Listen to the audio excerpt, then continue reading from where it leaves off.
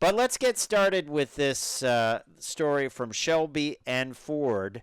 And it is great news if you're a Mustang fan and a GT350 Mustang fan.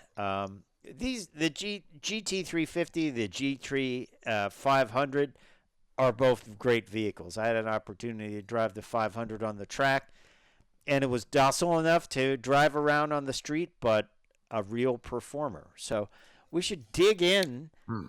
to the return of the GT350 and the Shelby GT350R. These will be available at Ford dealers, and they are kind of upfitted, I guess you would say, at Shelby American, right? In Las Vegas.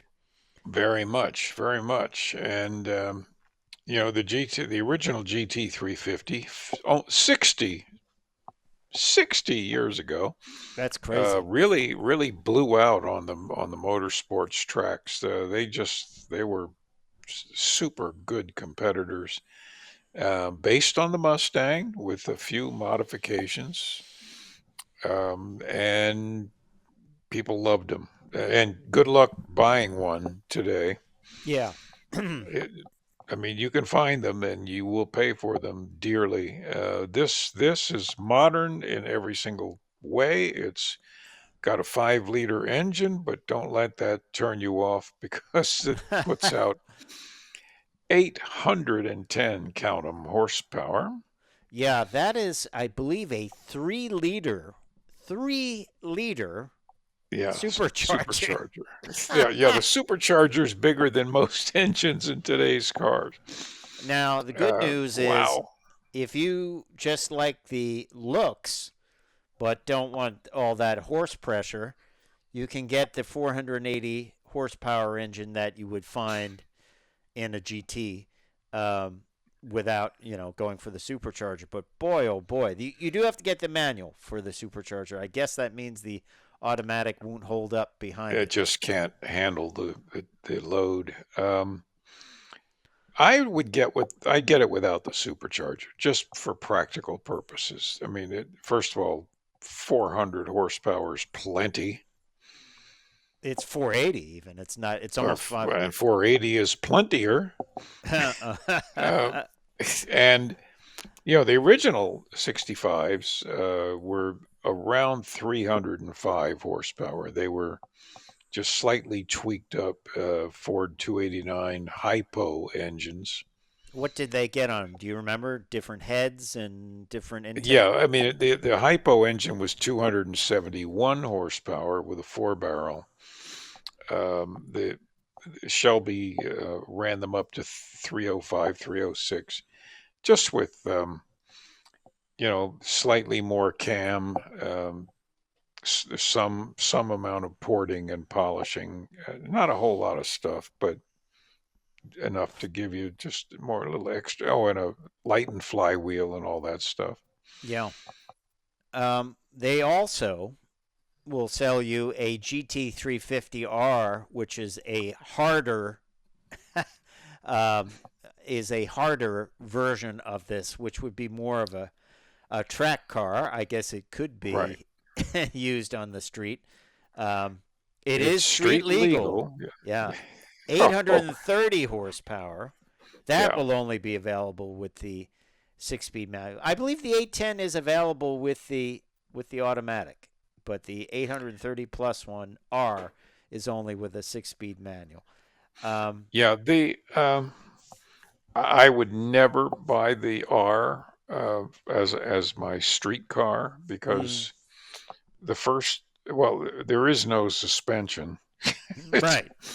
I mean, there's a little bit, but not much, and it would just shake you to death. Features a carbon fiber interior tub, optional carbon fiber racing seats and harnesses, integrated roll cage, Mm. and turnkey automotive. It is a turnkey automotive motorsports Trans Am spec high speed carbon fiber aero package, fully adjustable. That's a little wild for even if it is street legal. I would say I would agree with you. That would be a little bit wild, but you do have these options. I believe these start in the low 100s because you're buying the car, Hmm. which is a Well, yeah. $50,000 car, right? A Ford Mustang GT, I guess, is what they start with, right? Well, that's right. And you're buying a legend. Um, Yeah. so, and not to mention, you're buying a car that's going to be very, very competitive on, Actually, on the racetrack. MSRP for the 810 supercharged version with your choice of automatic or manual is $109,999. That includes the car, though. That includes the purchase of the car. So, not cheap. No, not cheap. But I wonder if you can mix and match. I'd like the integrated roll cage, even in the 810 version car. I'm sure they will do that for a price, won't they? Well, yeah. Again, I wouldn't do the R version for a car I was going to drive as my everyday car. Yeah. But hey, I'm just glad to see it back. And Yeah.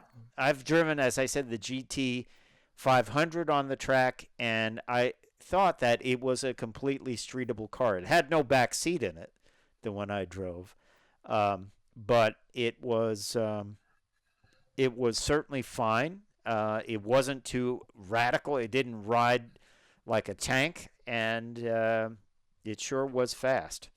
And I remember even saying, what if I wanted one without the big wing on the back? And they're like, yeah, we can do a smaller wing. We can do anything you want.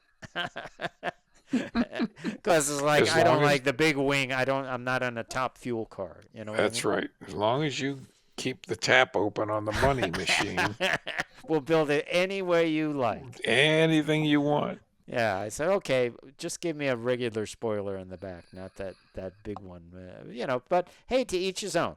I do like the classic white with blue stripes, though. Yeah, That is, yeah, there's just something, well, just it just feels right.